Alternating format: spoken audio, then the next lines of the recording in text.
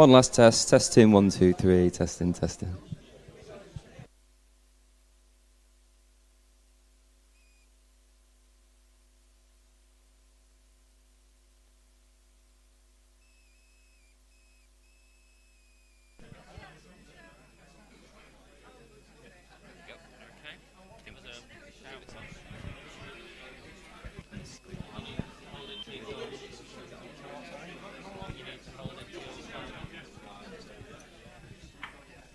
Pass that to you for now.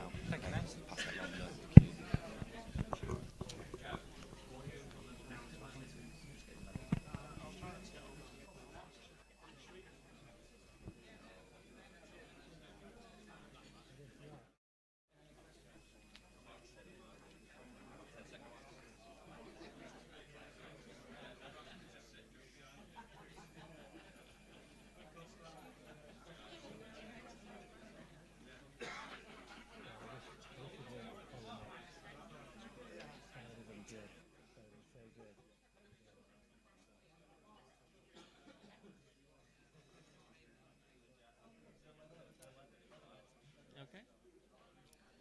Okay, everybody, good evening. Thanks for coming. Thanks to people around the world watching. We're finally here.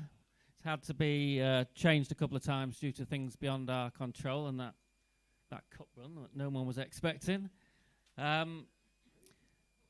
This is how it's going to work tonight. We think it right that those of you who've turned up here should get the right to ask the questions first. We have had a lot coming online as well, which we'll try to get through as many as possible. Probably won't get through them all. Fans watching on YouTube can submit their questions by leaving a comment. We'll try and answer those. Couple of housekeeping things. Can you please put your phones on silent or switch them off? And will you try not to walk in front of the camera there, unless you want to be on YouTube.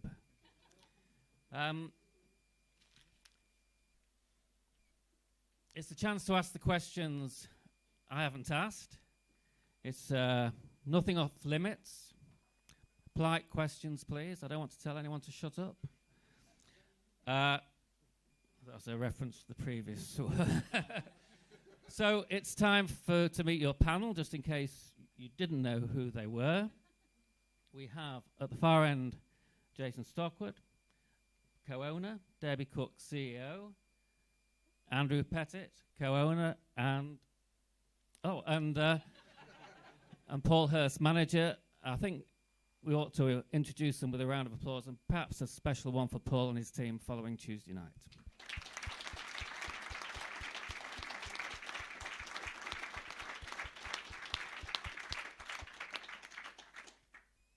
So, if anybody has got a question, if you can stick your hand in the air, hopefully somebody will, or we'll all look fairly silly. And Jack will come round with the microphone, and you can ask, and whoever is appropriate will hopefully answer it. Yeah, question for the board. Can we get names as well, just to say? Danny Braithwaite. Yeah, basically, what's the latest with the new potential training ground? Have you identified a preferred site? Where are we up to with that? What sort of costs are involved, do you know at the minute, and how is that going to be paid for? So just give us an insight on what to...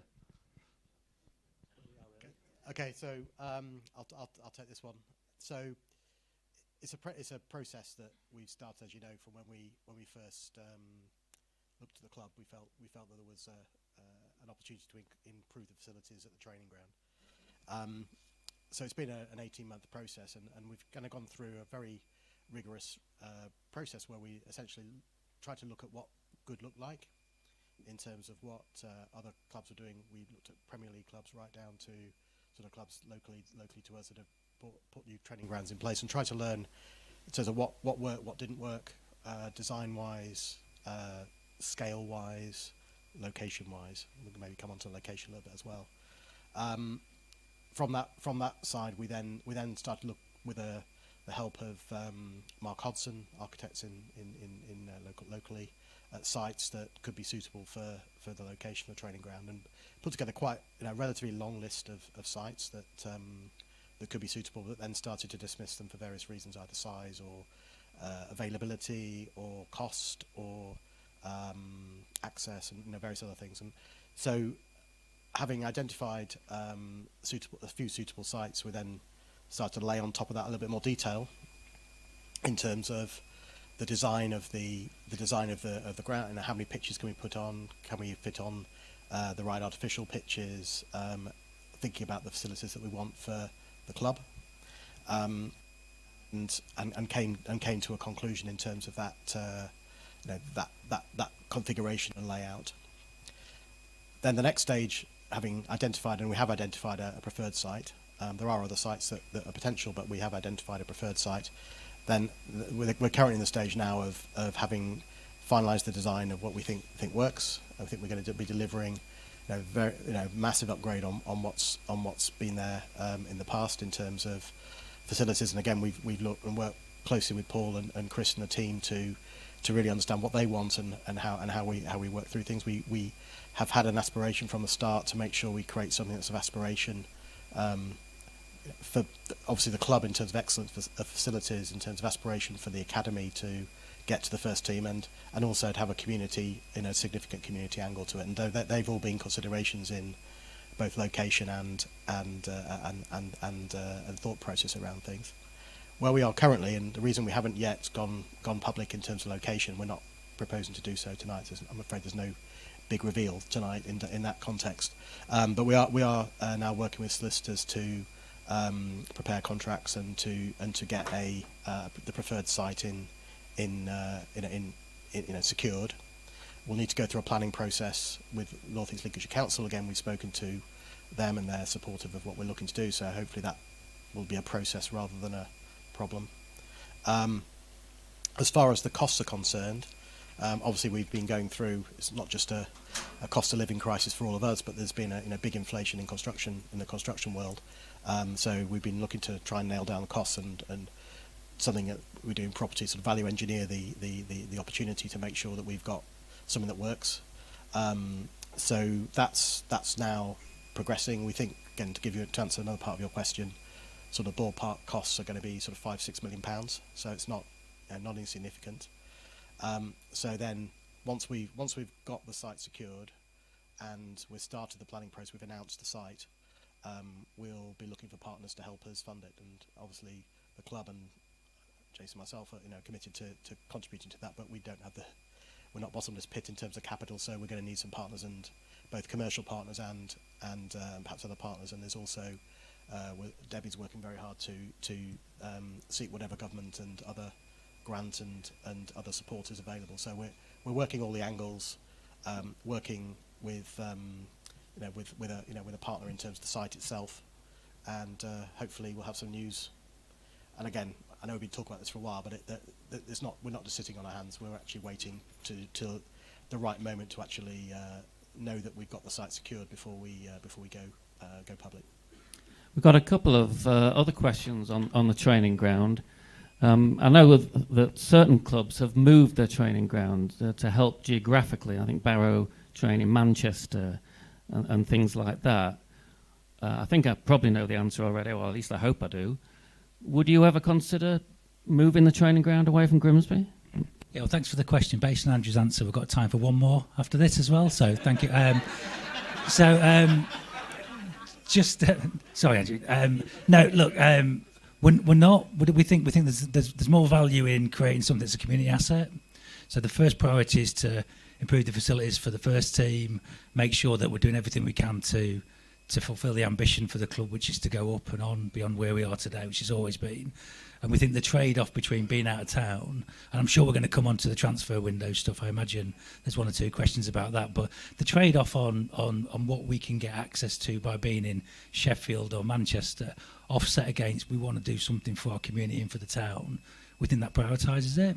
There's also something about, the reality is Andrew's an expert, this is what he does for a living every day, is that it's not all in your gift as well. There'll be properties that are available, there'll be funding that's available. So, we're trying to put our best foot forward to make this happen, but you don't control all the cards as well. So, but I think the short answer is, we don't think there's that massive an uplift or advantage unless we're going to relocate somewhere completely different like Manchester, which would suit me, by the way, but I'm not training every day. But I don't think it's something that maybe Book's got a view on it, but I don't think it gives us a massive advantage. Make your routine a bit easier, wouldn't it, Paul? Well, we were going to have it in Sheffield, yeah. It's quite easy.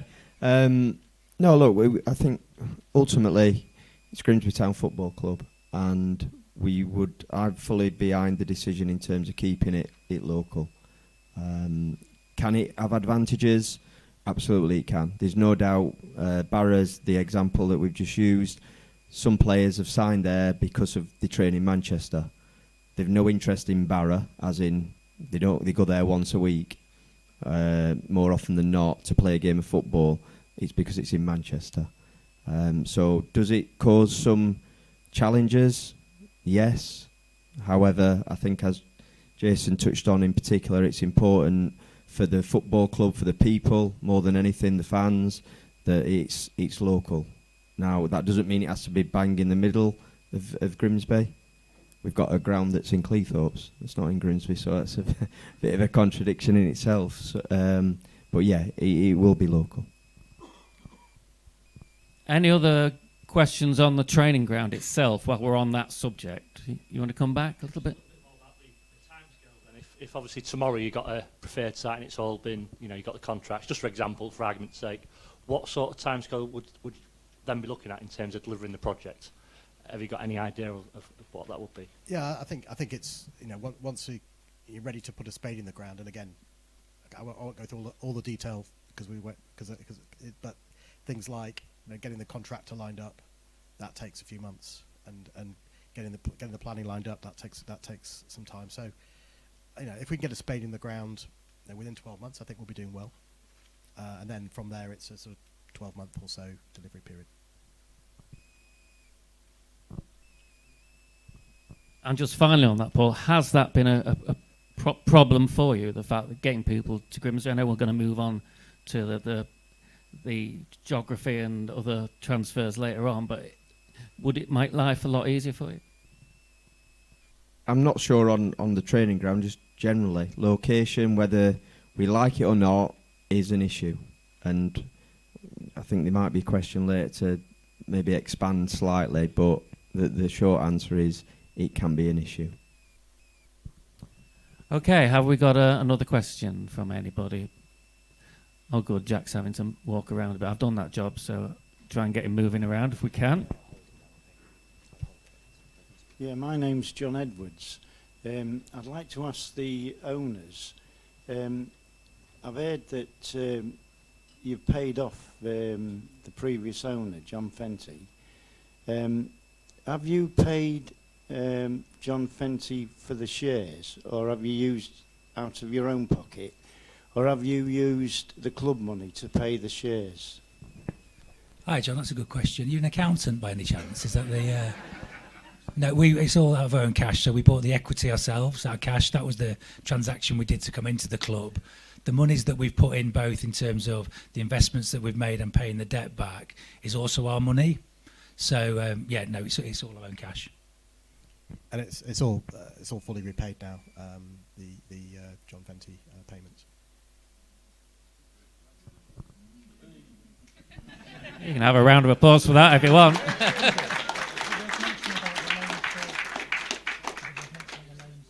Jack, is there anybody else with a question? Cheers. My name's Alan Rutter. I've got a question in relation to, I don't know who it should go to, but the myth of players being bought, and I think Alex Hunt might have been an example, for an undisclosed fee. I just wonder why undisclosed fee comes into the environment. I don't really quite understand why it has to be like that. Well, I can start and then maybe Paul can pick up, but so the thing that we've learned, so we came in and we've committed to being as transparent as we can, right? So the accounts are coming out in a few weeks. There'll be a level of detail in there that's surpassed anything we've done historically. But there's a commercial sensitivity as well. So what happens is, what we know now, and I can tell you this from experience, is that as soon as you come in a club as an owner and they think you've got a few quid, guess what? Agents are on the line, players' expectations on salaries, so we get pitched a lot of stuff. And so what we're really careful to do is say we know there's a direct correlation between how much we spend and our probability of success. So that's a clear indication, and we're committed to Paul and to the club in general and to you as fans like us that we want to keep improving.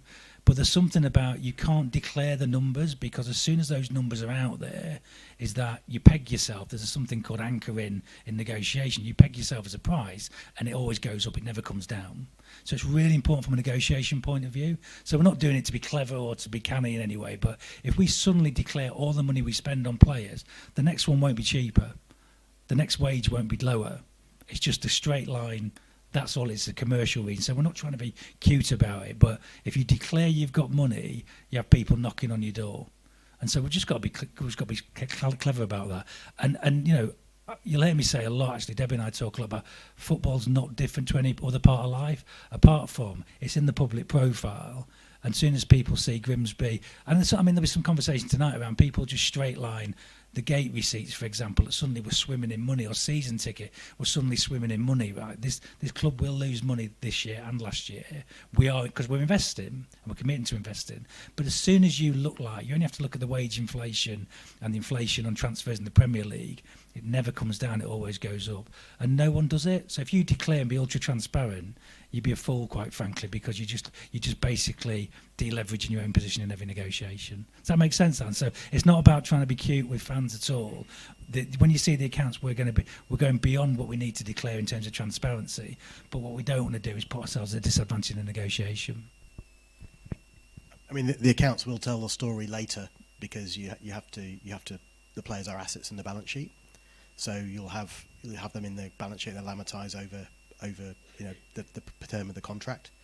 So it will show up eventually as a transfer fee, but it will be deliberately a little bit opaque, that element, for that reason. Just to follow on from that, another couple of questions on finances. When will you be producing the accounts, and how much do you expect the loss to be? The accounts should be being released in the next 2 or 3 weeks. We've got drafts that we're currently reviewing, and just topping and tailing them. The current number is around about £1 million. And to follow on again, some more questions about finances that have come in. Yeah. Good place to start some crowdfunding, I think. Yeah. Obviously, you know, you've spent a lot on the infrastructure and stuff like that. Another question we've had coming in is, has that affected the players' budget? So I think what I would just be really clear about is that when the accounts are published and you are able to look at last season, and then again in a year's time when you look at this season, what you'll see is year on year, since these guys took over, improvement in the playing budget, improvement in the budget to support the players, and improvement in the staffing budget to support the players. You know, this myth that we are not ambitious and are supporting the first team, every penny that we're able to put into that area of the business, we are putting into the first team. There was a significant investment in Blundell Park last season in the region of about £300,000. When Jason and Andrew bought the football club, we didn't just get a 1-year inspection report on Blundell Park, we got a 10-year inspection report that we weren't aware was due. You know, and Blundell Park requires significant investment year on year. So that £300,000 won't be a one-off. You know, there is a lot of work that needs doing at that stadium. And of course, there are big decisions to be made, but there is an absolute commitment to support the first team. I just go slightly further than that, which is like we've been talking in the last couple of months around our priority for the next couple of years is getting every penny into that budget. So if we've got choice, I think what we came in to do was, you know, we'll never speak ill of the past, because I don't think that's good karma, and I think, you know, everyone does the best they can. But it was pretty clear investment was required in certain areas, both remedial investment in Blundell Park and also in just catching up. It wasn't even, as Paul has spoken about elsewhere, it wasn't about getting ahead of the pack. It was catching up in terms of our facilities, the players' budget, in terms of the sports, the nutrition, etc. So we're at the starting point now. That's why it's just an amazing job that Chris and Paul have done in getting the memories we've had over the last 20 months have been beyond any of our expectation, quite frankly. So I think we're at that starting point now, and we've talked as a group, which is for the near term, our priority is to get every penny we can into that budget. because I think we've got ourselves to a point where the organisation looks good. You know, it's strong. We think we're match fit. But actually, no, the thing that'll make the difference is giving Paul the tools to do his job now, to build on the amazing success we've had in such a short period of time. So you have that as a priority. We're ambitious. We want to get out of this league. We've said that we're never going to peg it to we're going to be here by a certain date, because you'll just trip yourself up. It's unhelpful for everyone because we don't control all the variables. But we're not here to make the numbers. We want to get out of this division and keep moving and keep improving and keep investing. But importantly, it's got to be sustainable. What we won't do is leave ourselves exposed like a lot of clubs you see. You know, you know, inside the game now, there are a number of clubs who are on the brink at the moment. And we know that means 20 or 30 years as a non-league club. Beyond, you had to look at Macclesfield, near where I live. You know, it's going to be a whole generation of people will watch, you know, Division 10 football, and that for us is just not what we're not going to play dice with the future of this club. So we're going to invest. We want to keep improving, but we're not going to put the business at risk. That when Andrew and I aren't around for some reason, that we're just hoping there's a benefactor that can come in and bail us out. Because you only have to see what happened down the road at Scunny to how close that got to the wire, and it's just we're not prepared to do that. So if we have to take a bit of shit online, you know, and people saying you need to spend, we'll take that. You know, don't really listen to it, to be honest with you, but we'll take it to a point. But we're investing, we're ambitious, but we won't risk the future of this club because it means too much to all of us. So it's just worth stating that. I'd just like to say, in terms of January, for example, the lack of permanent signings was nothing to do with these guys. The support was there. So I'd like to make that clear. The club 100% is progressing. As I've maybe said on numerous occasions, just been touched on there, I think we all know you sat there and are happy about, you know, new owners at the football club. But the club was miles behind. I left the football club for a reason, which was made public. And I stand by that decision. That's not where I'm sat today. Far from it. The club is progressing. It will take time. It will take money. But we want to do it. And Jason stole my thunder, and it's his decision anyway. But I think we all care about the football club in this room. We would rather have a football club, as close neighbours have found out, and I've been there, unfortunately. Bad decision. Things can be very, very different. So I think, personally, we've been very fortunate in a lot of ways. And I'm not meaning self-praise, as we touched on some memories, promotion, some really good days, stroke evenings. And we'll continue to strive for that. What I will say is I'm not comfortable just being in the division making up the numbers. We're ambitious. But if that takes a little bit of time, then I can live with that, because as long as I feel that this club can progress while ever they want me to be here, then I'm okay with that. And I think that's important, that we all understand that and get behind it. I think there's some more questions that we'll talk about in terms of, for instance, getting better toilets or a better centre forward. I know which one I prefer, but accepting I've got toilets in the dressing room. So there are some decisions we have to make as a club, and in particular these guys, but they're made all with the right intentions.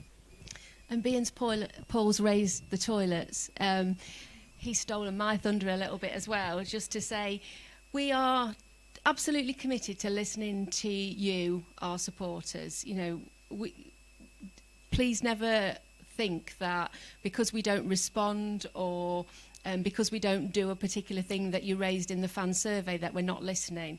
We see it's there. We know, for example, that a lot of you want the toilets repaired, upgraded, but the cost of getting those toilets upgraded is significant, in the region of £150,000 to get the toilets done around the ground. It isn't that we don't think they're important, but we've got to prioritise. And so there's a good chance that the toilets won't be done, but the money will be going into the first team. But that doesn't mean, as a board, we're not listening and we're not wanting to engage with our supporters. Just had one more question on finance for Jason, Andrew. Anybody else close to putting some money into the club as well? I know you've not sort of ruled that out. No, not at the moment. I mean, we remain open to the idea, and I think what we're trying to do is we, you know, the near-term strategy is really clear for us, which is consolidating where we are and pushing on. and helping, like I've stated there, to increase the spend, hopefully, into the first team allocation of budget. But beyond that, we're also working on a longer-term plan around infrastructure, around investment, around the training ground. And at that point, we'll be seeking another investors to join us. And the important bit is values alignment. You know, where Andrew and I have a great good fortune to meet each other and be 100% aligned on, you know, what we care about and what's important to us beyond, you know, the football's one thing, but actually the impact of this club as a massive contributor to the identity of this town is as important to us. The implications for the trust to work through, you know, the opportunity to help in schools and all the things that we think the club can be is as important to us. So getting someone that shares that vision and is aligned with that has got to be a priority as well. It's not a financial return. You know, we think we can build the value in the club over time, but as professional investors, we're not doing this to make money, which is slightly odd. So actually the value is what this means in the memories that we have, in the community that we build together, in the identity for the town. And so, you know, we're definitely open to that, but at the moment there's no. So if you know anyone, or there's anyone in the room that's got a couple of £1 million down the back of the sofa, will you let us know? Okay, we've got another question, please.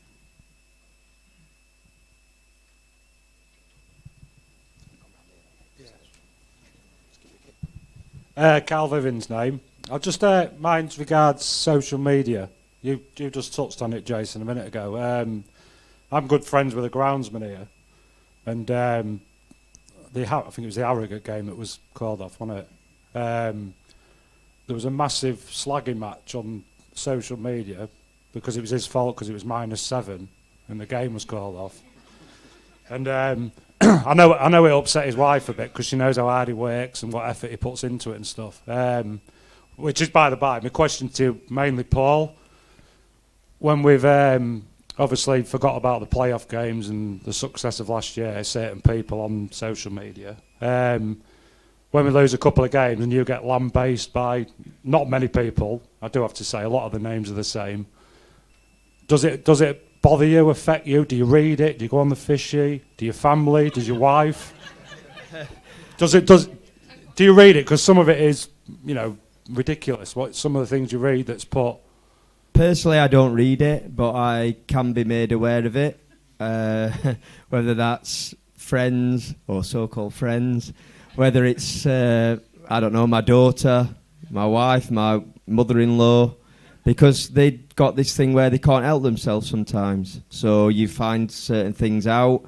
I don't think I've had one quite as bad as when I was at Ipswich when someone was on about shooting me. That didn't go down too well with my wife, which I was surprised at. I thought she'd been quite happy.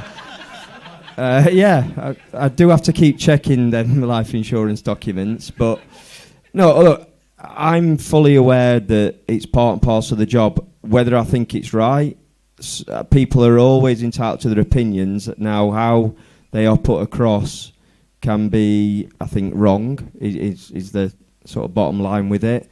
But I've got a thick skin, and sometimes people don't like that. They think, you know, you should get upset or emotional.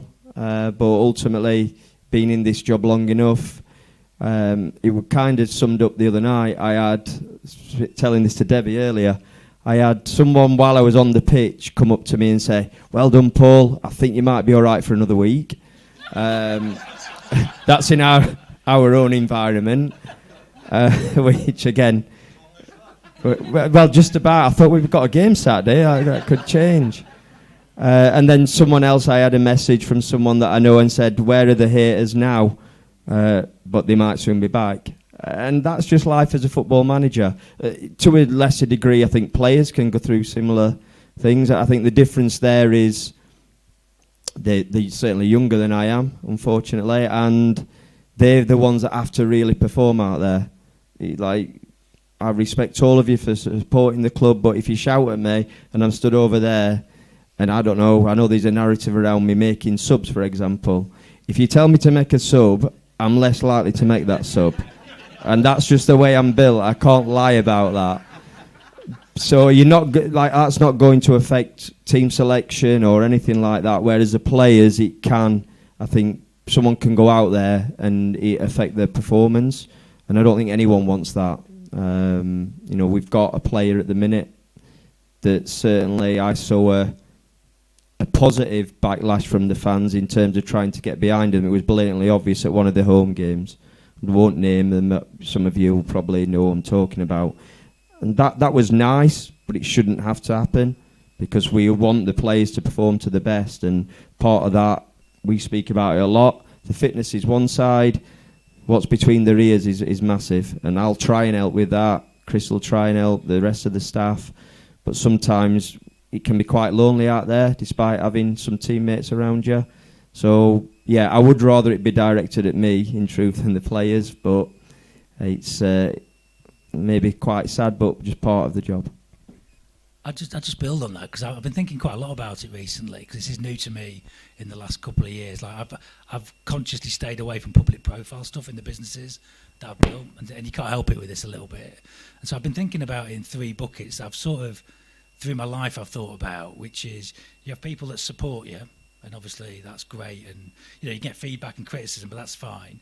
You have sceptical people, and that's also fine, because I think that's what we are as a town, right? It's like we've all got a view, and we can have a moan, and I don't mind that at all. I think if we have a bad performance, it's absolutely legit for us to have a little moan at each other. But then there's a third group, which is cynical people, and you just can't do anything about them. They exist in life. We all know them. They drain your energy. They drain the life out of you, and you've just got to ignore them and shut them down, because it's not about you. It's about them and what's in their heart and in their minds. So I find that framework quite interesting.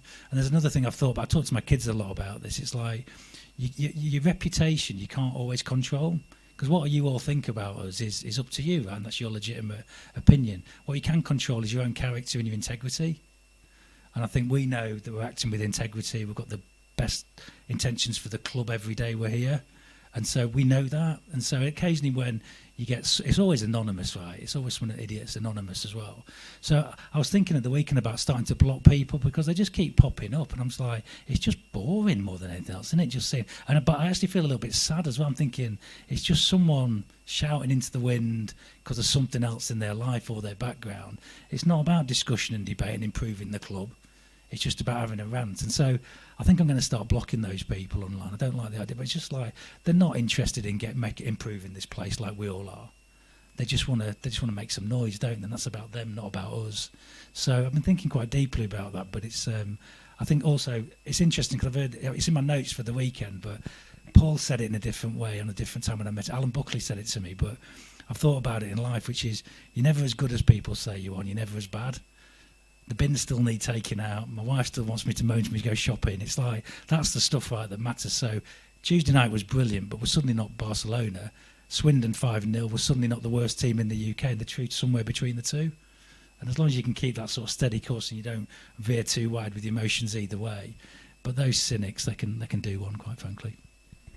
I think, social media is possibly the current, everyone's always sort of shouted at players now and again. And I think, same with me, some people can have a go at me and say he's a rubbish commentator. What annoys me more than anything is when they tag you in it, to make sure you've seen it. And when they tag players into it, to make sure they've seen it, which I just think is sort of nasty, really. Now, Debbie, I hope I'm not betraying any confidence here, but you came off social media for a bit, didn't you? Yeah, I came off Twitter. I mean, everybody on this panel will know that I don't deal with the social media as well as I'd like to. And I know that there's an element, if my mum were here, she'd be saying, Debbie, you've got to take the rough with the smooth in football. And, and I get that. So I don't deal with it brilliantly. If there's a negative comment, I will focus on that rather than 100 positive ones. And that's a bit of development for me, if you like. What I wanted to pick up on is that you talked about the staff and the team behind the team, as I often refer to the staff here. You would never find a more dedicated bunch of people working for something that they're passionate about. And so when I see comments about any member of the team, and hopefully if anybody's got anything to say about me as a leader, anybody that works with me will say I care, and I really care about them. And so when I see negative comments on social media about my team, that really bothers me, because we might not be perfect, but we're all working our socks off for something that we believe in, and that's right across the team at Blundell Park, the academy, and the team at the first, in the first team. Whenever things are a little bit down, I don't see anybody that's not putting a shift in. Everybody at this football club really cares, and so I would just hope that our supporters out there who do make it personal will think again, because yeah, it does affect some people. And I think it's almost impossible now, Paul, isn't it, to protect young players from such things, because they're especially young players, I guess, because they're coming into it now and getting it all the time. Yeah, they are, and I think you're kind of deemed almost as the odd person if you're not on social media. So I'm the odd one, and they started talking about blocking people and all that. I don't know what they're on about. I just rely on other people to tell me what they're doing, like tweeting and poking and whatever else. I don't really know what's going on. But it's sad when, in general, that's part of most people's life. I've got my kids, they're constantly on TikTok and things like that. It drives me mad. I'm sure the parents in here with younger kids probably the same, but it's the norm. So why should a young footballer not be able to have that as part of their life? And that's a bit that is quite sad. But again, it's not only footballers. There's people out there get bullied, picked on, shamed, whatever it is. I'm quite comfortable of not being on social media. Well, we'll have a break in about 10 minutes. You can tell me more about that poking. But any more questions, please, before that break?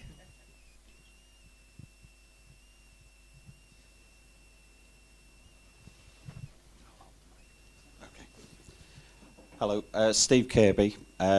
Just before I ask my question, I'd just like to pick up on what we've just been talking about. From where the football club has been to where it is now, thank you to you, panel, for giving us a football club and a team to be proud of again.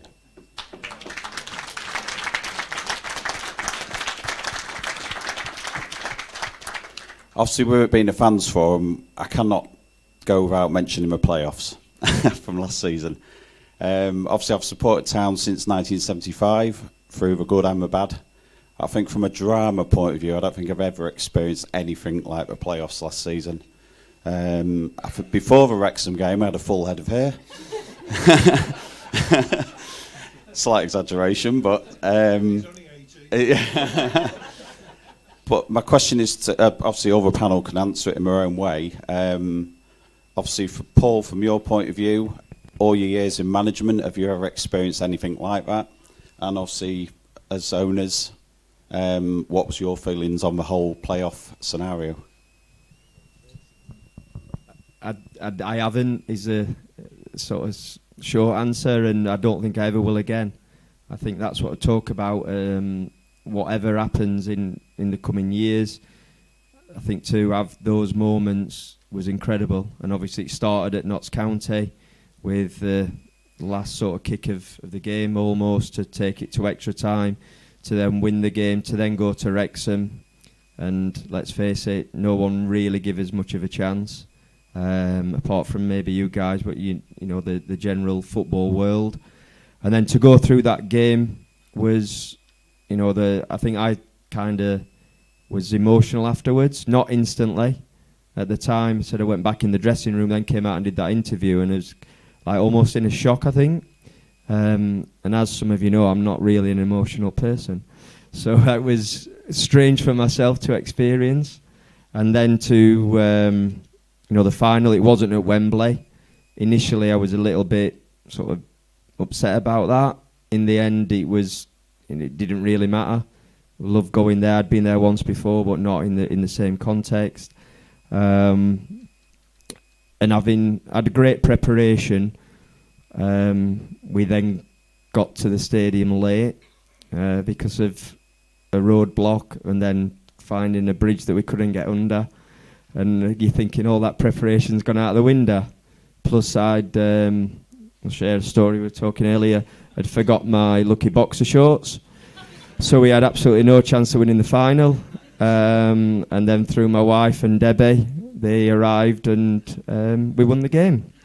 Not because of tactics or players or anything like that, just the boxer shorts. And they made another appearance the other night, having feel like I'd lost them. So, yeah, I think very, very fortunate and lucky to be involved in such drama, all of us. Wasn't probably good for anyone's health in here, myself included. But when we'd won and, I think it was Giles, was it, who invited you pitch side, kind of had a moment with them and just said they're very fortunate. It's not always that easy. One season, promotion, and now having this cup run. I think I'm hoping they are lucky charms and that luck can continue because, yeah, it was an incredible end to the season. Well, my reflections are very similar, and I don't agree that the cup run's over yet.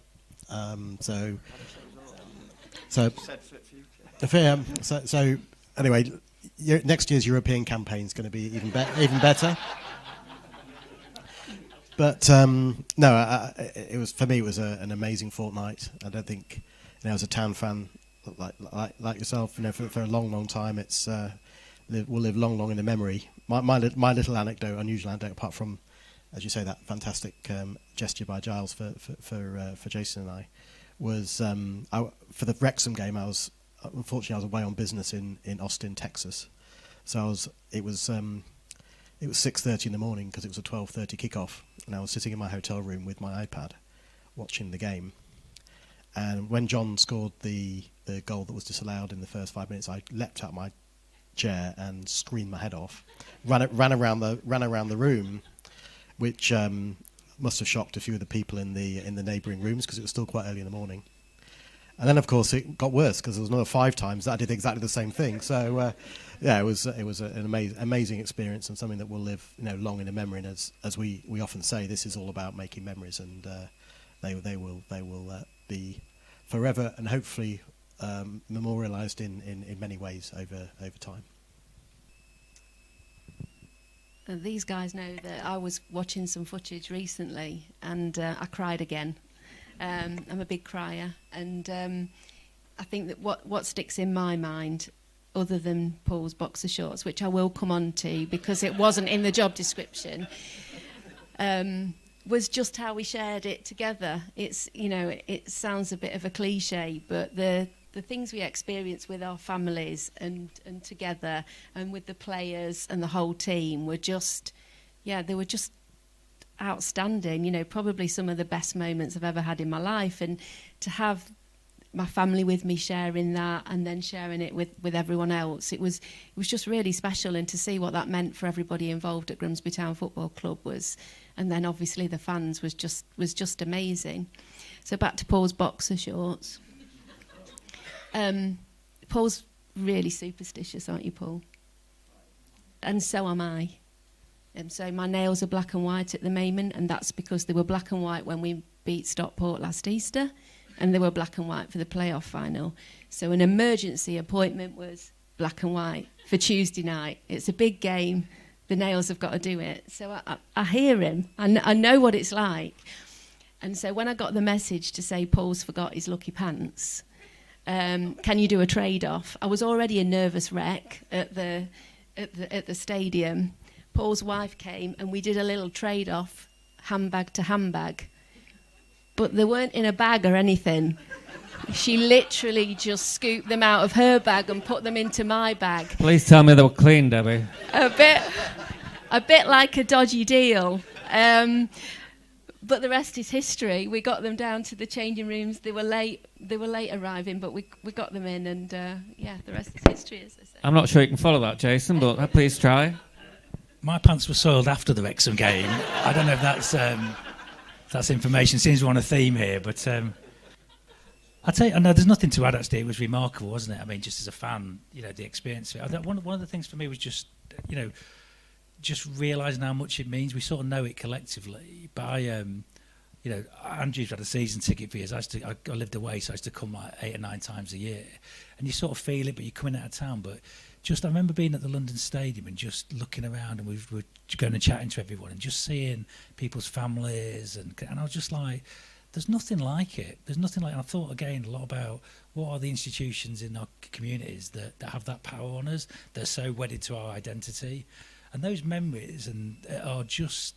They are literally priceless because they are the things that dot through your life, aren't they? That really stand out. And just to follow on, it was interesting, the positive side of social media on Tuesday night.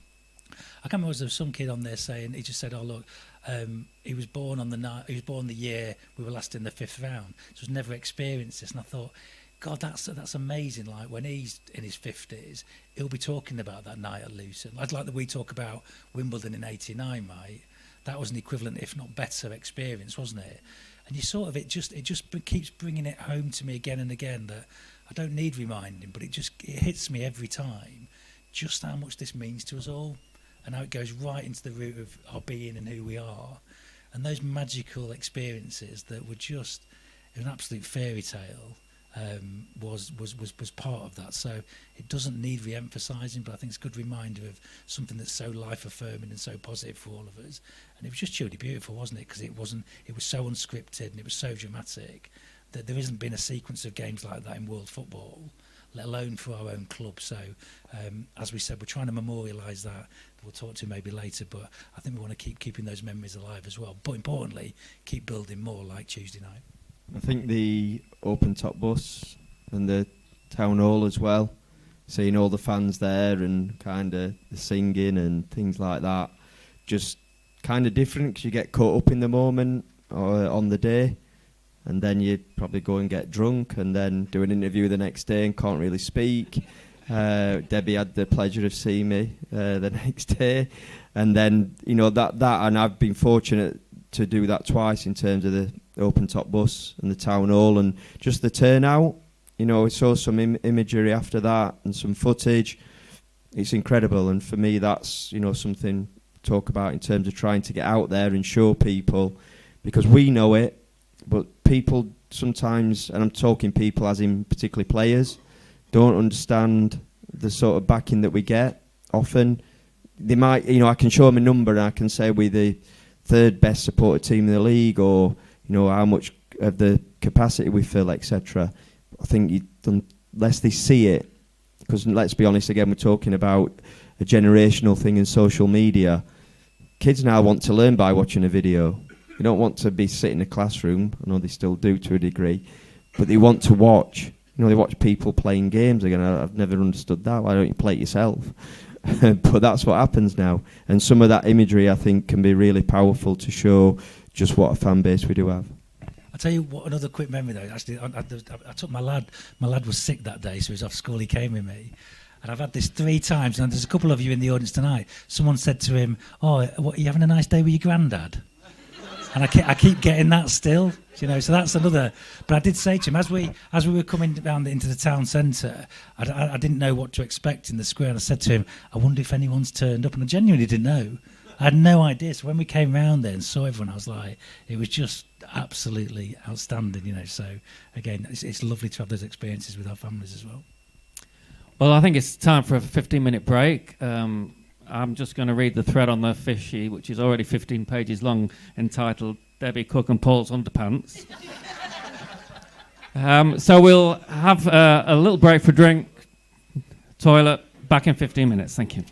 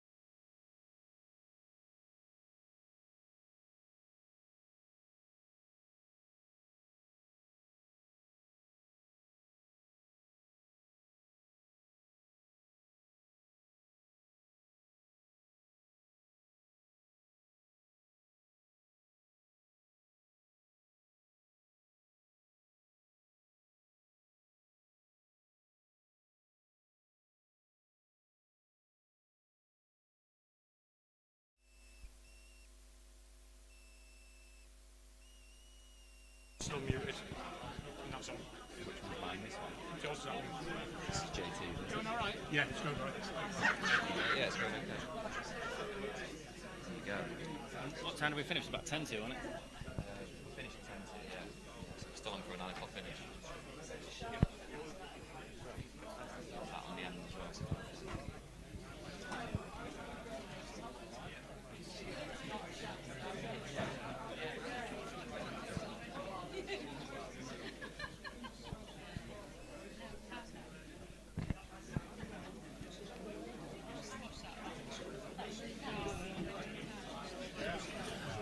Okay, we'll start in a couple of minutes. Okay, we'll start again in a couple of minutes, so if you can make your way and sit down, that would help. Thanks.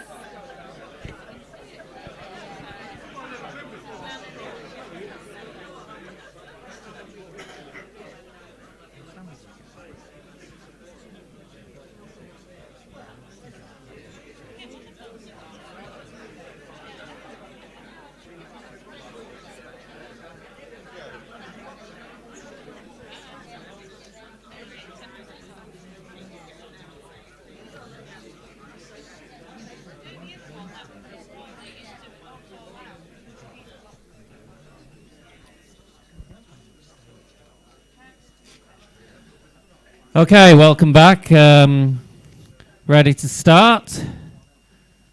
Just waiting for Chris Doig at the end to have his conversation. But, no, sorry. So, second half, I'm amazed that I haven't heard two words yet, and those two words are transfer window. Has anyone got a question about the transfer window, or am I going to have to ask it? Okay, Paul? Yeah. All right, one at the back.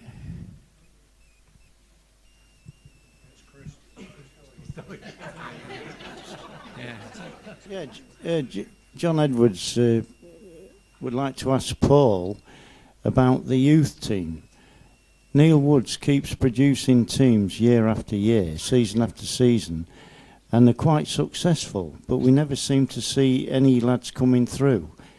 Is that because you don't think they're good enough, or because you seem to be taking lads the same age from other clubs and saying, oh, we'll develop them, and then they'll go back to their club? Why don't we do that for our own youngsters? We certainly want to try and do that. I think when in the summer, thanks to Jason and Andrew and the idea around trying to give players time to develop, because when I was here the first time, there was the sort of process realistically was, can we try and take 3 youth team players, give them a year, and then decide they're not good enough, they're not ready, which in truth for most young players is the case. We'd then send them on the way, sign another 3 up and start the process again. We did have a little bit of success in terms of a player that scored the other night that's thankfully stayed at the football club, and while ever I was here was always sort of wanted him around. I think he almost left after I'd gone on a couple of occasions, or maybe wasn't in favour certainly. Obviously Harry Clifton I'm speaking about. We had Max Wright as well at the similar time. But the crux of it, what you've asked, is ultimately they have to be good enough, and we have to see that progress. Respectfully to those lads and lads that have been here before, a 19-year-old, for example, coming in from Norwich, is probably going to be better than the 19-year-old at Grimsby Town Football Club.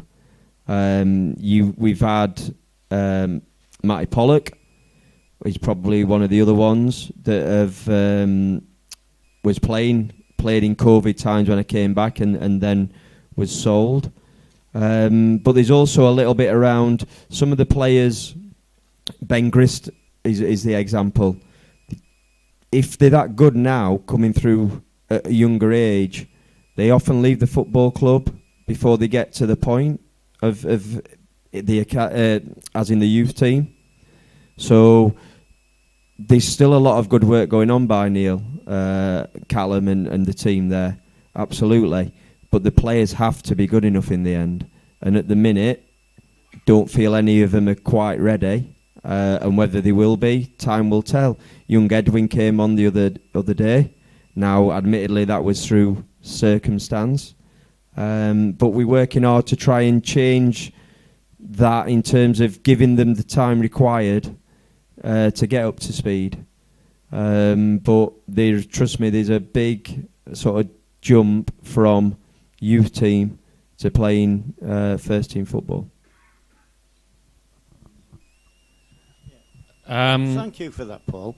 I would just like to ask Jason and Andrew, though, in the past, and I'm going back some years, Grimsby had a reserve team in a league, and we also had an A team. Can we get that back again so that some of these kids can move on to not the first team, but a lesser team, so they can still keep playing at Grimsby rather than just disappearing? Sorry, I know the question was to Jason Andrew, but I think I'm probably in a better position to answer that. We looked at the reserve team, and we was in the reserve cup when I first came back. All it ended up doing was being an absolute pain in the backside in terms of trying to get the games organised at a time that was convenient. And in the end, a lot of the time, it just ended up becoming youth team games. So took that decision to sort of opt out of that, because you were kind of made to play at certain points, which didn't suit. We've got a similar example at the minute with the Lynx Cup, that's been the most flexible cup in the world, supposedly. And then we had to play Scunthorpe on a date we didn't want to, so it became a youth team game. I think the same's going to happen with the next round again. It often doesn't work, so we played a couple of games ourselves that often don't get reported on or just get a few lines. That is when it suits us. So some of the players do have some games, admittedly not as many as would like, but you've seen a number of the young players go out on loan, and that experience for me is crucial. I think, one, to develop them as a player, secondly, to develop them as a person. And some of them have had to deal with disappointment of maybe not being in the team or being on the bench and in and out a little bit, getting to know, just even social skills, getting to meet new teammates, see how another club works. I'm a big believer in that, and I was, in terms of when we take players in ourselves. We once had we had two players from Hull going back years. One of them came and did well and played. The other was sort of played a couple of times but was on the bench. They called him back because they thought he should be in the team. And I kind of said, well, what are you teaching that player? You're teaching him not to fight, not to work harder, not to learn. I thought it was a really poor decision on their behalf at the time, because that is part of learning. You don't get everything you want as a player. You have to fight. And the other thing as well is when these players go out, the reality is they're going to be going to lower teams. They perhaps appreciate how they get treated and the facilities and things like that. So I think it's all part of their learning. So I see your point, but it's not. I promise you, it's not set up in the way that it has been in years gone by. There are some leagues out there, but a lot of them now are kind of the 21s leagues, and some of those we wouldn't be allowed to play in because of the category of the academy. I think just to build on that, I mean, there's a balance that maybe people don't see day to day, which is we care about progress on the pitch, and we had a choice when we came in whether to actually even disband the academy, right? So clearly we don't want to do that. We think it's important that we have a pathway. We think it's a symbol for the town as well. I was a kid in the town, played football. I wanted that facility, and I want it. You know, we both care about that being a pathway as an aspiration for any kid that has a black and white shirt on, that they think they've got a chance, and we need to make that. But I think there's a balance between, you know, the days when you could have 5 or 6 local lads from schools like we all know from the 70s and 80s that represent the first team. The choice is, do you want to prioritise that? Do you want to prioritise a winning team? And so we've got to give Paul the resource and the flexibility to be aligned with that as we're trying to improve the club. And if we bind him to say we want to make sure we're playing academy kids all the time, which some clubs can do, then, you know, as fans, we'll be prepared to take a lower standard of football, and clearly we wouldn't, right? So I think it's just being realistic about, we're committing to trying to improve the quality of the organisation, embedded into the heart of the community. So we want the academy, we want that pathway, but we've got to be realistic around, you know, we just need to make sure that we keep producing a Harry or a Max, or, you know, or hopefully some of the lads that are coming through now and again, without getting too obsessed about making sure we tie Paul's hands by saying we need 3, 4, 5 academy players in the squad, because the quality of football today will drop off. So I think that we came in thinking about that stuff, and it's just unrealistic if we want to progress. Right, you're not getting away from the transfer window. I'm going back to it. Given, this isn't my question, but it is, I won't say what it is, but given the obvious issues that the club had in the January window, what parts do you feel were in your control, and what are you going to do in the summer to ensure we're not in the same position again?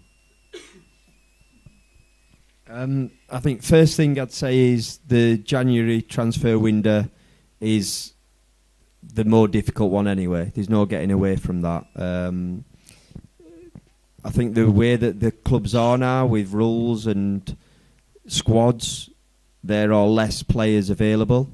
There are more players kept in at football clubs in terms of having their squads, you know, being scared. It kind of, the transfer window in one way, I see why they try to do it, but it kind of makes you more selfish and keep players around that you might not really want. So straight away that becomes a little bit more difficult in January. In terms of the club trying to do anything different, and obviously include myself in that, at times I don't think there's too much you can do. What we are looking at is trying to, you know, I touched on sort of footage and imagery around, of trying to put something together that we can, you know, show players, show agents, so they can get a feel for what the club can be if they haven't experienced it. I know, like when we signed Otis, for example, he spoke about the crowd and a memory of playing here. Obviously not all players have played here. So that's something that we will look at to try and help on that side. In terms of planning, we've obviously brought Joe Hutchinson in as head of recruitment, and while some people might feel that they haven't seen the benefits of that, I think one I would say is didn't come in until quite close to the window, but I can assure you we are miles ahead in terms of scrutinising players with more footage available. Obviously, I've always prided myself in that and take a keen interest, because you're only as good as the players you get in. I don't profess, myself or Chris, we think we're okay, managers, coaches, but you need good players to work with. So I've always prided myself on that and the recruitment process. But Joe certainly helps. There's only so many hours in a day, so that he's cut that process down somewhat. He's fielding a lot of the sort of calls you get from agents, some of it, because trust me, there's that many out there. It's a lot of nonsense. It's like the callers who phone homes and want to sell you double glazing or change your internet provider and things like that. It's sort of real painful experience that you go through. And we've also, he's put something together, spoke to Jason Andrew about tonight, in terms of, you know, us sort of a sales pitch almost, of when we speak to a player. We had a couple of Zooms during January, showing the players why we're interested in them, showing why we feel Grimsby Town would be a good fit, a little bit of history on there, and we've had some really good feedback on that. Now, despite that, two of the players that we showed chose to go elsewhere. Now, one was, in both instances it was to go to League One. So you can't always win, but they were really impressed with how it went about. And I have to say, from my point of view, what Joe's done and the database, and even looking now obviously towards the summer, we are a long way ahead. I'll caveat that with an example from this window where a player that we've eventually signed, so I would have signed him at the start of the window, he was injured. I would have then signed him the week after, he wasn't available. Up until the Sunday, prior to it shutting on the Tuesday, he wasn't available. That club signed a striker, all of a sudden he's available, Monday, lunchtime, the player was with us. Now, I can't forecast that, I haven't got a crystal ball, and situations change all the time with players.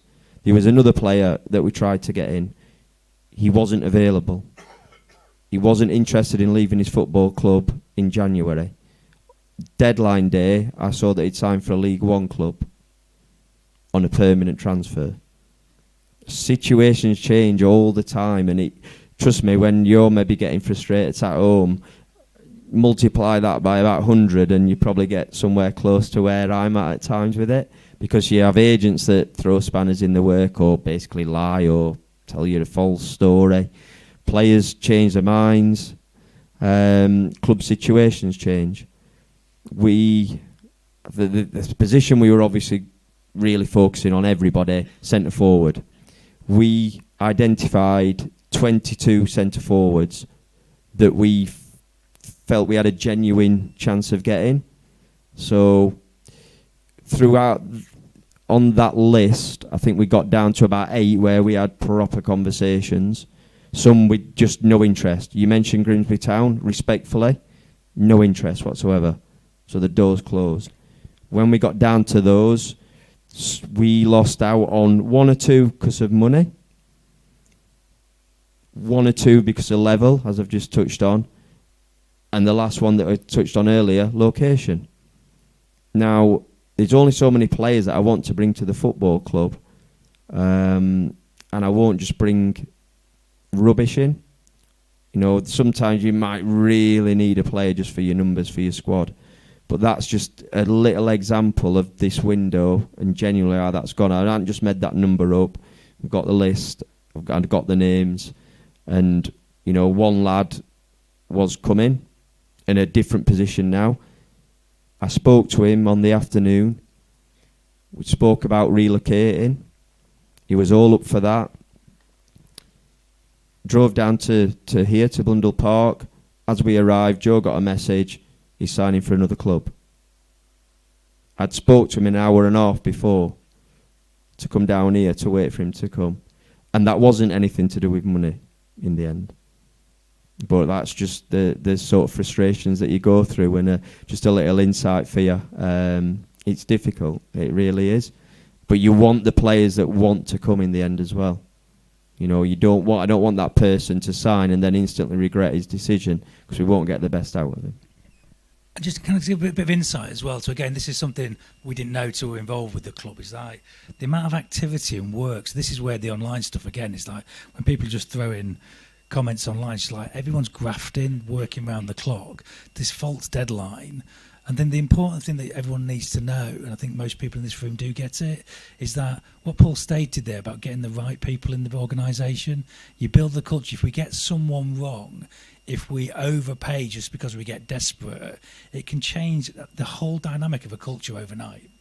And so we're going to invest, we're going to commit, but everyone's working really hard, but we won't make poor decisions based on the pressure of a false deadline. And I think, you know, that's why turning down the noise a little bit on some of the things on social media, the time to judge a window is not the day after a window.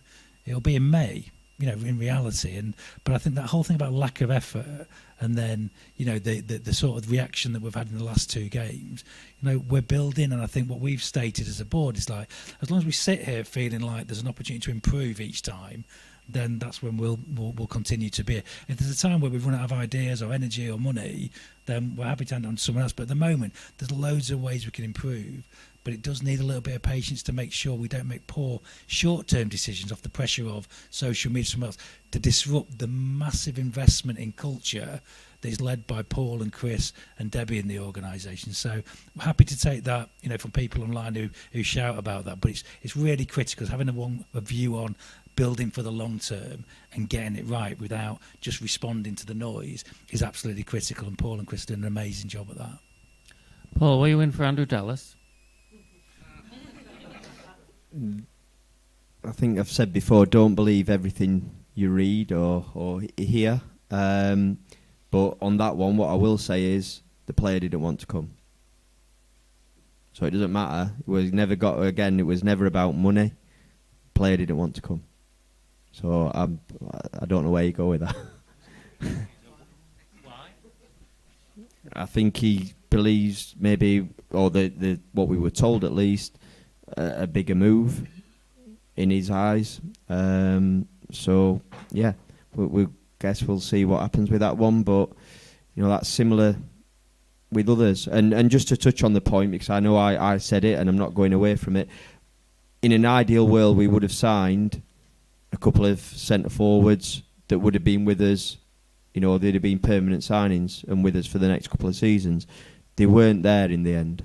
We tried. Like I said, we got very close with a couple, but in the end, it didn't come off. So, as Jason just touched, I'm not going to then go to one that I don't really want, overpay. Is part of it as well. But most importantly, the one that you don't really want and you end up stuck with. So, yeah, so not everyone wants to join us. And hopefully in time they'll be the ones that miss out. I think the win the other night was maybe just a little one where you want players to look and think, might have been okay there. I know I keep chipping on this, but it's interesting maybe just for colour for people that one of the things that you may not have seen is when we came in, we had to unravel a lot of long-term contracts. So I'm not going to mention names and I'm not critiquing people, individuals, but in terms of what Paul and Chris want to build, some of the characters that were on big expensive salaries, we had to pay off to move on. And so again, it's not about just having people on the roster because you want these, getting the right people in. So I think we're a little bit, maybe burnt by that as well. We want to make sure that we're getting the right people who want to be here. And so, if they're coming just because we've overpaid for them, then quite frankly, that's not what we're about. People want to be part of this project. So I think we spent such a long time in the first year unravelling what we inherited that now we've got it in such a good shape and there's an opportunity to build for the long term that we're really careful to make sure that's what we want to do. Jack, you got the questions that came in from YouTube? I know you showed it to me. I'm not sure if I've still got them. But yeah, you've got them, JT. You've got them there. Here they are. Thank you very much. Can we move on to the commercial department? A couple of questions coming from the commercial department. Been a couple of changes recently, and somebody said in a question, Jason, I think you said that you haven't received any increased revenue. Is that? I'm not sure if that's a correct quote or not. No, what I was talking about was actually that we'd set ourselves an objective that we think is the potential of the club. And so over time, Andrew and I have been really clear that we want to make the organisation sustainable. That doesn't mean not being ambitious, it means making sure, but that means growing the fan base, growing the commercial revenue. And I think it was an underutilised asset, the whole, what we do commercially, what we do in terms of sponsorship, what we do. So there's loads of things we can be doing. My comment was that we haven't got to all of that yet. So it doesn't mean that it won't be an opportunity for us. I think that it would have been great if we could have had a bunch of sponsors queuing up at the door to give us money for dividend, but that hasn't happened. So there's been a bit of a reality check on that. But there are a number of things that Debbie and the team are working on that we're positive about. But the comment was more about there hasn't been a massive influx of commercial revenue in a way that we haven't expected, but it doesn't mean the opportunity is not there. And there have been a couple of changes recently, Debbie. So yeah, of course. Obviously, the first change was the fact that we lost Dave Smith, and what I would say is, and I don't want to comment on any particular change within the staff team because I think that that's unfair on those individuals. But you know, David been here a long time, and we've made a lot of changes. And you know, he went very much as a friend of Grimsby Town, and I'm sure you know, he'll remain that way. We've got some real ambitions, as Jason said, for the commercial department. We set ourselves those targets, and alongside that, because we knew there was a lot of extra work to try and reach those targets, we recruited a head of commercial. 6 months in, we could see that we still had, you know, some significant targets to reach. So, you know, change of plan, and that work is being picked up by myself and our new head of operations, because, as we've said earlier, it's really important that we continue to push the investment in the first team. So if we can try and pick that work up between us, then that's what we're going to do. And you know, you've seen some new developments, new shirt sleeve sponsor for the FA Cup, for example, that we hadn't had before. So, you know, it's a really challenging climate for us out there. You know, we've got a cost of living crisis. Not all businesses can afford to give money to their football club, but we want to continue to improve that department. The department is performing better than it has done year on year, so we're really happy that we've made improvements. And all credit to everybody involved in that process. But, you know, if we want to continue to improve as a football club, where we've got to bring in further money is we've got to sweat the asset of Blundell Park. We've got to get more and more people here on a non-match day. We've got to get, you know, this room filled with people that want to hold conferences here. We've got to make sure that the shop, although that does extremely well, and we're really, really grateful for every fan that goes in there with their hard-earned money, does even better, because the more money we bring in, the more money we can invest in the football. Can I just follow up, because I think implicit, and there was a question there about turnover of people long-standing in the club as well. So the first day we came in, made a statement to people that, you know, it's going to be different. Like with Andrew and I being here, no comment on good or bad in the past, but it is different to how it was.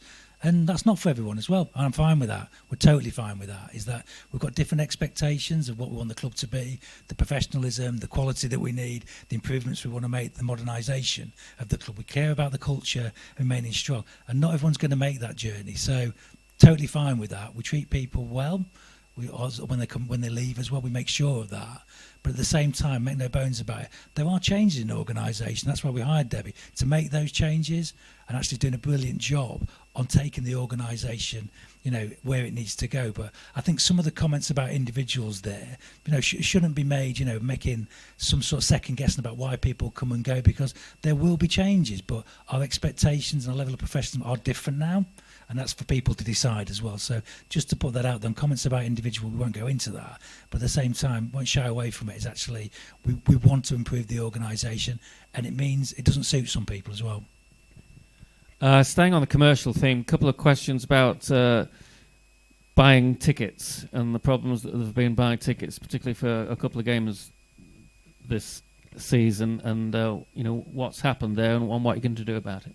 Okay, so first of all, anybody that's experienced problems with our ticketing system, we're really sorry about that. We've got a ticketing system that works most of the time, but like as with any system, sometimes it becomes a little bit overwhelmed. For the 2 games I think you're on about, John, what we believe happened was that season ticket holders occasionally have more than one account.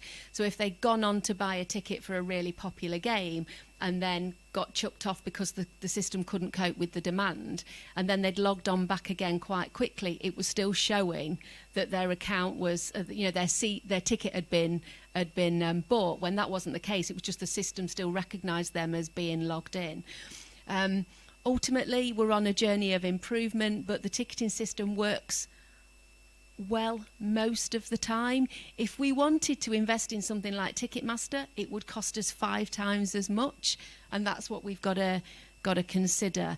So we're always listening, we're always monitoring to see what your experience is, and we're committed to making sure that it's a better one. But that was the particular issue at those 2 big games, John.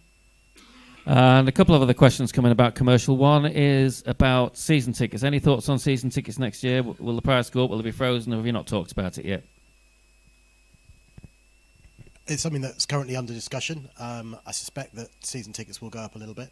We've got cost increases, and as Jason said earlier on, we want to put the money into the first team and give Paul as competitive a budget as we possibly can to try and get out this league. So it's something that's still under discussion, and we're consulting closely with the Mariners Trust on this as well. But it'll be a few weeks yet before we're able to make any announcements. And on a similar question, and I expect I'll probably get a similar answer as well. Someone's put, with the cost of living at the moment, is it possible to keep the same kits for another season if the manufacturer and sponsors stay the same, or does the club have to change the strip each season as part of the deal, or is it just a money spinner? So there isn't anything in the contract that requires us to change the kit each season, the contract that we have with Macron, but there are clauses in there around how much we have to spend every season, and that's typical for any merchandise contract. So if we didn't change the kit and therefore drive a demand, then we would be subject to substantial penalty clauses financially within that contract. And also, as I've said, the shop is a really good source of income for the football club, and we need it to continue to improve. We need it to continue to run the football club. And I would also guess that for everybody, for every fan that probably would say, can you keep the kit the same, there'd be another 2 or 3 that really look forward to a new kit coming out every season. So that's the situation with the Macron contract. I've got quite a few more questions here, but any more from the floor for the moment?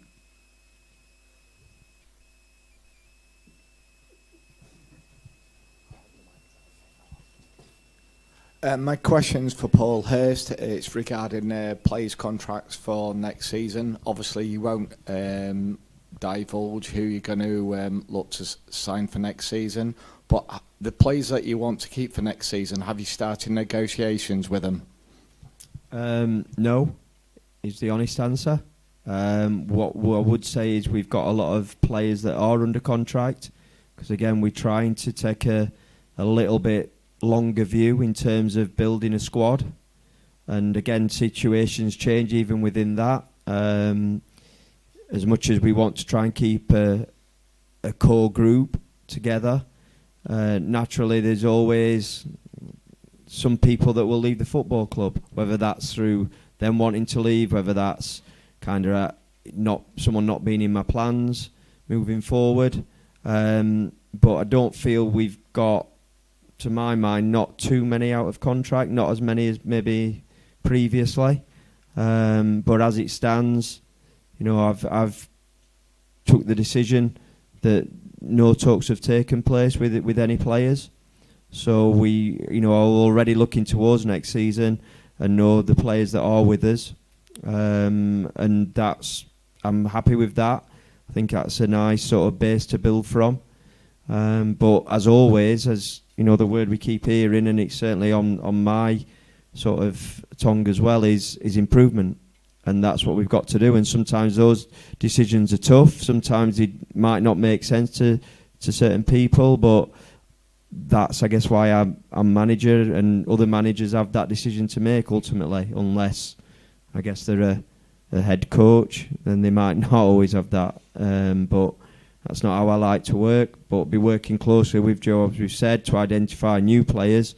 But, I'm not saying that there might not be some conversation held in the coming weeks, but at this moment in time, there hasn't been.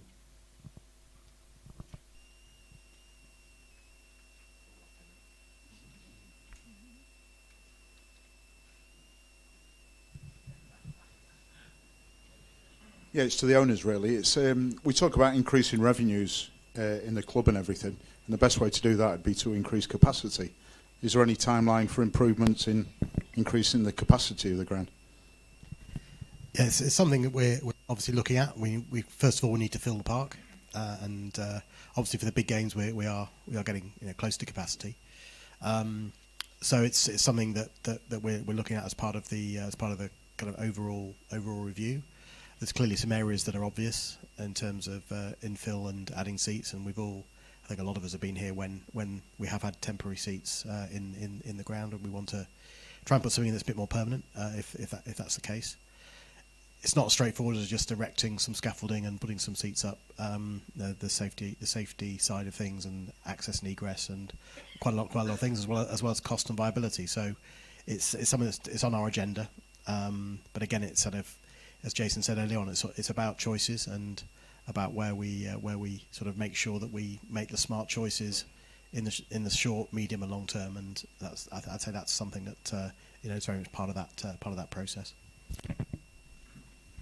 I mean, just to build on the point Andrew's made there, I mean, our average attendance is 6,500, right? So there's another 2,500, 3,000 seats already that aren't getting filled. So you're spot on. That's one way we'll improve the club, is increasing the capacity and attendances. But we're such a long way off that. And so for me, and I've made the statement again, excuse me, is that, that I can see us edging up there. But again, one of the things we were talking about earlier is that, it was the response to the promotion last year and the season tickets was just so overwhelming. It was amazing. But there's also a paradox in there as well, that we get the benefit of the cash flow early, which is incredible because we can plan, we can support Paul earlier. But actually, in terms of overall revenue, we're still at the similar-ish attendance. So, it's absolutely critical, and we want the season ticket sales, so no doubt about that. But it's not as simple as going, we've got 5,500 season ticket sales, we've got loads more money now. So again, sometimes people make the wrong connection on that, I think. So I think we've got to find a way collectively of making it more attractive for people to want to come, right? Everyone here tonight, I'm sure, comes very regularly, but those people that it's a discretionary choice on a Saturday afternoon, how do we, and it's by improving the football, quite frankly, making it an attractive place to come. But I think once we start nudging up to 8,500 every week, then we've got that extra capacity that we're planning and thinking about, and then that gives us, as we nudge up further closer towards that, we've got options. That's when we have to have a bigger discussion, but I think we're some way off that at the moment. But I think it's important that we make it attractive, that people, that 6,500 becomes 7, 7.5 and 8 first before we start thinking of extra capacity. While we're talking about Blundell Park and improvement, what other plans do you have? I know that the pitch has been mentioned, and also the tannoy has been mentioned in a couple of questions as well. And I know some people who in the disabled parking facilities outside. Have you got any of those? Are you planning any changes there? Well, just to pick up on the disabled parking, we had a meeting just a couple of days ago where we haven't put anything out yet, but we've been working with a neighbouring car park owner to hopefully be able to provide some capacity. Just spoke to these guys about this yet, but just up the road where we can have away supporters dropped off, coaches go back there, which would then free up some of that space for disabled parking. So we've currently been working on that to make sure that that's a better experience for our disabled supporters. We reported last season, I think, that we'd already started to engage with our disabled supporters around improving their experience of a match day, and that's something we're incredibly committed to. But as Andrew said, what we want to make sure is that we look at the ground as a whole rather than cherry pick schemes, because sometimes we might do that and actually it might not be a really good investment at the time, because we might do something that looks like a good idea and then actually need to go back to that once we've considered an overall plan for the stadium. So we've talked to our disabled supporters about that particular project, and they're happy to make sure that we get the right solution rather than a quick solution. And then, as we mentioned earlier, John, there's a lot of work that needs doing at Blundell Park. So the board are looking at another paper just to see what the options are, just so we understand the scope of that. But it would be really, really expensive.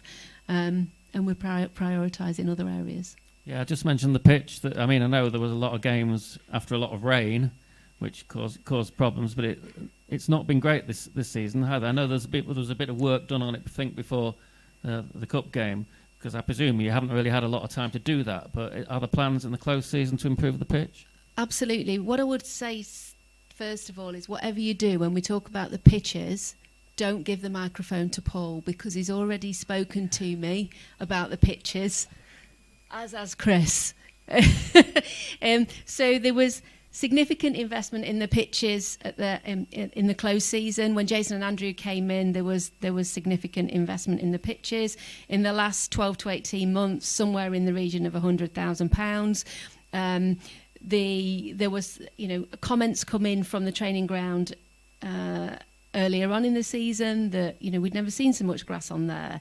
The grounds maintenance team have been doing a great job, but we have experienced some issues at Blundell Park, and we have now experienced some issues at the training ground, and we're looking to resolve those, and there's definitely more investment that is planned during the close season, as you'd expect with any football club that is wanting to continuously improve. I think I saw a specific comment made around the drainage just under this stand here. We've done some work on that, so we should start to see some improvements. We've got twice as many people in the grounds maintenance team as we had when Jason and Andrew took over, so we're absolutely committed to that and to making sure that all of the playing surfaces are improved. But it's work in progress, and as always, it's expensive. I think the thing for me is I was speaking to Martin about this the other day, because I came in and I was worried about the weekend, and it was a massive improvement on where it had been. He was talking about the average rainfall was triple in November, so there's some things that are out of our control. That's not swerving. The question is that we want to improve this, and I think as someone like many of you who's been here for years, at the beginning of this season it looked better than it has done for years as well, based on the investment. What I also do is I pay a lot of attention now watching highlights of other people's pitches. And I know this is not the great answer, but relative, I don't know if you were at Crewe last weekend or those that have seen Salford's recently, right? So I also look, I see the effort going into it. Undoubtedly, it can be better. But again, we've got these choices, right? It's like if we want a new pitch, it's about £1 million for something like Desso pitches, or you can get the one that's, I can't remember the name of it now, there's one that's slightly below that that's £700,000. So again, we've got to decide as a club where our priorities are and where that money's going to come from. So we'll commit to keep investing to improve what we've got. It's 100 years old, the basic structure here, and the fact that it looked amazing at the beginning of the season until we got that heavy rainfall. So we're committed to keep investing in improving it, but there are limitations. And so at some point we've got to try and raise that money or see if we defer it from somewhere else. And like everything, like we've said tonight, there'll be a choice of that. If we've got £1 million to spend at the moment, we won't be buying a pitch, So I think there's those things. So this is an opportunity to let you know that view. But it's we're working with tools that are 100 years old, and I think it's improved massively. I'm proud of what they've done. And to the point earlier, they're grafting on that. They really care about it. But at the same time, there's a limitation about what we can do at Blundell Park. Question here about stewarding. Is the behaviour of stewards monitored? It's just because, this is not my words, some of them are quite unprofessional.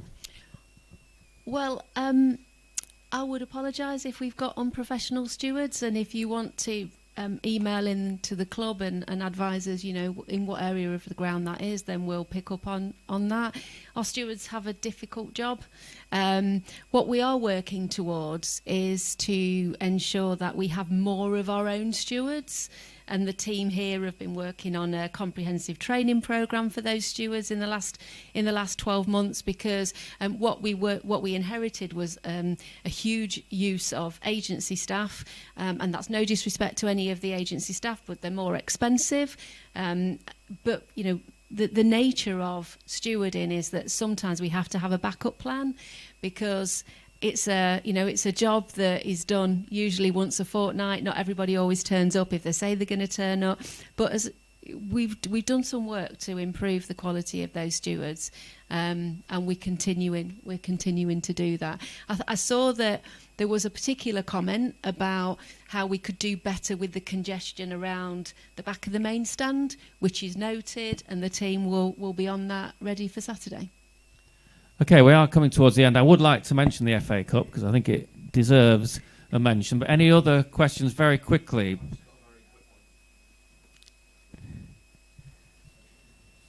Hi, Ken Meach.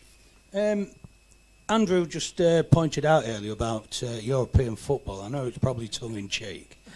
Last time we played in Europe was probably in the Anglo-Italian Cup. A few old people might remember that. But my point is the club or is Paul interested in doing a pre-season tour where we can all support them? instead of just going to a training camp, because I believe this would improve team morale, fan morale, the connection, and plus we've got fans who are based in Europe, i.e. Norway, Sweden, Belgium. Just just a point if you was interested in doing a tour. Yep, we're definitely interested in doing a tour. Preferably somewhere sunny, nice and warm. Because the staff don't have to run around, so that's fantastic. No, look, since we've been here, we've done that. We couldn't go abroad because of COVID, so we went to Mottram Hall, thanks to the guys' support. And then, obviously, last year we went to Tenerife, and I have to say everything about the sort of facilities in terms of the training pitch, the gym, the hotel, the food was brilliant. And we kind of touched on it earlier when we had 5 minutes together, and that's something that we certainly would like to do again. Take the point in terms of the fans. I think we have to be careful with that, in all honesty. But I'm not against us having a game, certainly where people can go and watch. But it's a very, very important time in terms of getting the work in. And there has to be, obviously, some parts of training, etc., that, it just needs to be the sort of the players and the staff. But, yeah, certainly open-minded to that, what that can look like. We just said it is getting quite late in the day now in terms of getting something organised, but it's something that we'll certainly be looking at, especially now thankfully the transfer window is shut. Any more questions? Very quickly, there's a gentleman at the front. Over here. Go on then, over there. Sorry, question for Paul Hurst. With the continued improvement of the club, would you consider the appointment of an attacking coach into your coaching staff? No. Not a defensive coach, not a throwing coach, not a set piece coach. I think with myself, Chris, Ben Davis, Giles Coke, we've more than adequately staffed in that area. I think we've got a good knowledge between us. So, yeah, the answer would be no. There's a gentleman at the front who's been trying for a little while. Here, Jack, if you...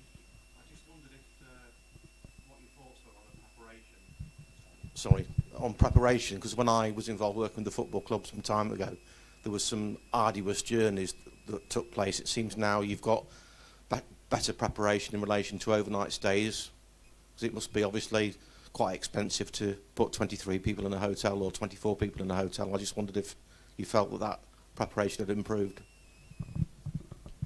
Absolutely. There's not as many arguments around how far a journey something is, and we don't sort of ask for anything that's unrealistic, but we're always supported. We've got something at Gillingham where we'll go down the night before and we're actually staying down after the game for preparation purposes. The cost was sort of not much different, but in terms of getting that support, and that's been right through the season. We have spoke as staff, were a little frustrated not so long ago because quite a lot of those, all that preparation didn't get the outcome we wanted. And again, there's no guarantees, is there, with that, unfortunately. I think you have to prepare and give yourself the best chance, but we get that with the support of the owners again. And it's more than 23 and 24 as well. So yeah, obviously the staff has grown that we've discussed around, and we want most of those staff with us on match day. So it is an expensive operation, and again, because of where we are, often you experience it as fans. When you go into away games, there's some long journeys there, and that's sort of crew we went on the day, and it worked. That was kind of borderline for us, really. But yeah, thankfully I don't have a conversation around that I had the first time. Actually, let you in a little, again, a bit of background. In the interview for the job, would you stay overnight at Barnet? So to which I replied, well, yes, I would. I was told, well, we don't stay overnight to Barnet. So I said, well, no, we wouldn't then. And yeah, that's how it went. And thankfully, as I say, we don't tend to have them conversations anymore.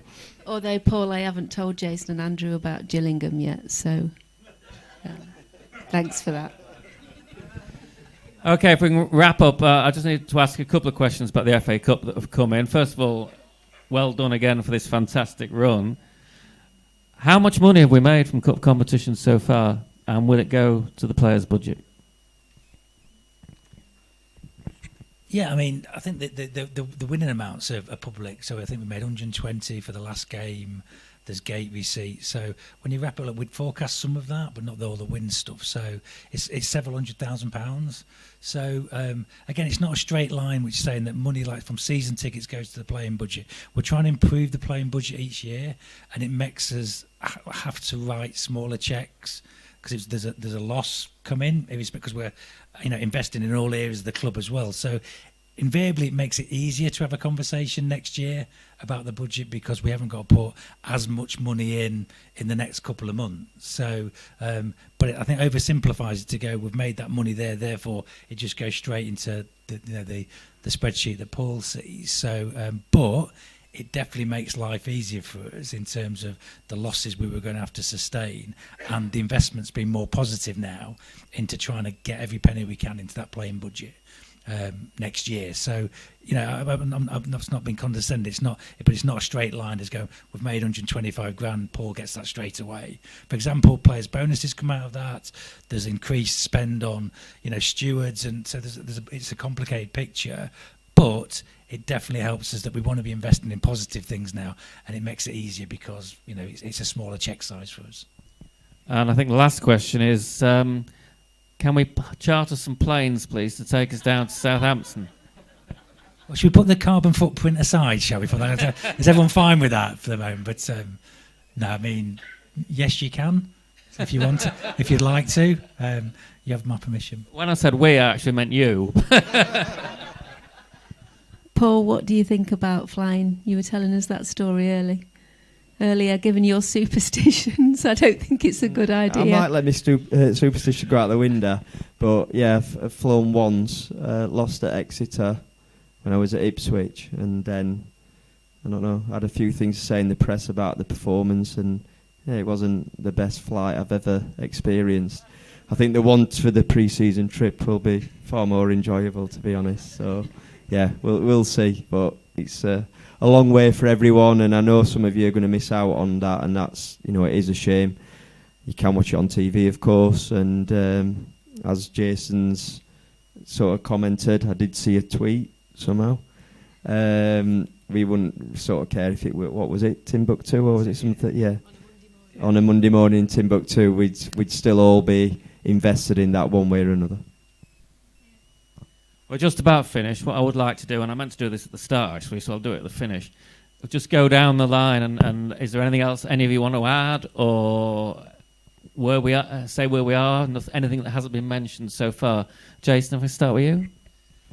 No, not really. I think just thank you for the support. It's genuinely been overwhelming since we came into the club. We were fans, and we were sat on the other side of these conversations for most of our lives. So we just know that little bit of conversation earlier about social media, we know that's the minority. I think there's a lot of love for the club and for the town, and we feel that, and we appreciate that. We know people have got a choice about where they spend their money, so it's genuinely appreciated. And I think when you feel sometimes there's some negativity, you realise that your genuine experience of coming to a game is that we all want the same stuff. We want the club to do well. We want to feel like we're creating those memories and building our community together. So just genuinely want to say thank you on behalf of both myself and the whole club. It is appreciated. And then a quick apology. I've been away for 3 nights this week, so straight after this I'm going to run off because I've got a 3-hour car journey. So apologies, I can't stay until, but happy to pick up the conversation on match day with anyone. But just thanks for coming tonight as well. I know you've got choices, and I know it's a crap night of telly, but we appreciate you being here. It was the same from me, John, just to thank all of our supporters. It's a privilege to be a part of it. Yeah, again, echo that in terms of thanks. One One thing I would like to add, which we haven't really touched on, is the government's bringing out a white paper on the fan-led review in hopefully the next few weeks, and a big part of that is the potential appointment of a football regulator with teeth, which is going to persuade the Premier League to do a proper reallocation of the riches that go into that bucket, and hopefully there'll be a suitable trickle down to us and to our level. So there might be a call to arms at some point where we ask fans to write to MPs to write and support the any changes that may need to be made as it goes through the Parliament. So I'm just going to give a pre-warning on that. That's something that I think is very important for the future of lower league football, which is the.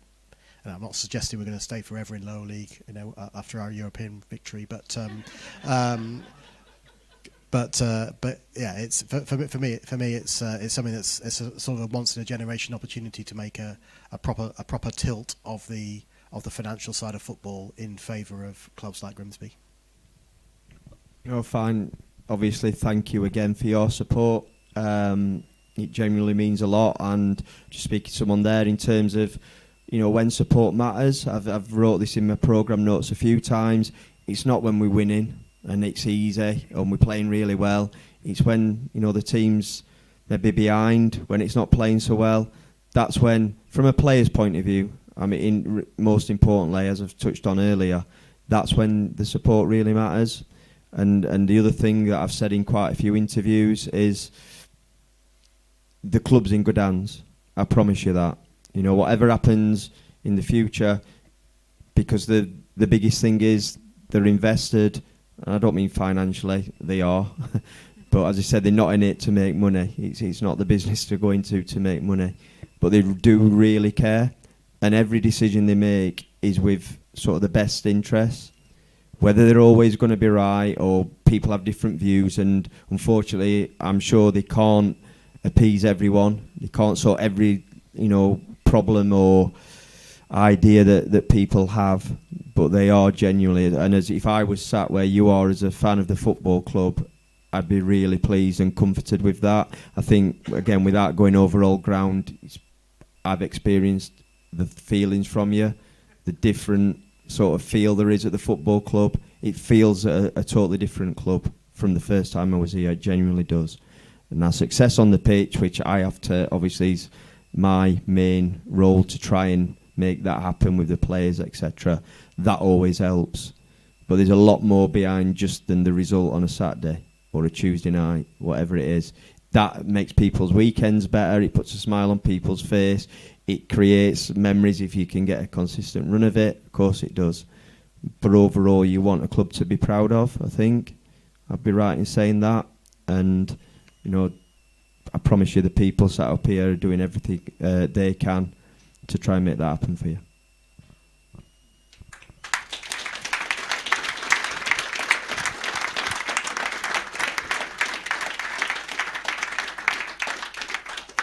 Well, I think those of us who were here for the last forum will notice the difference. It's been a real pleasure tonight. We've had some difficult questions. I think you'll agree we've had some very honest answers. Sorry if I haven't got to your question, especially the ones who were sent in online. I think we've got the main ones done. And I'd just like to thank everybody for coming again, everybody for watching online. And in particular, I'd like to ask another round of applause, please, for Jason, Debbie, Andrew, and Paul.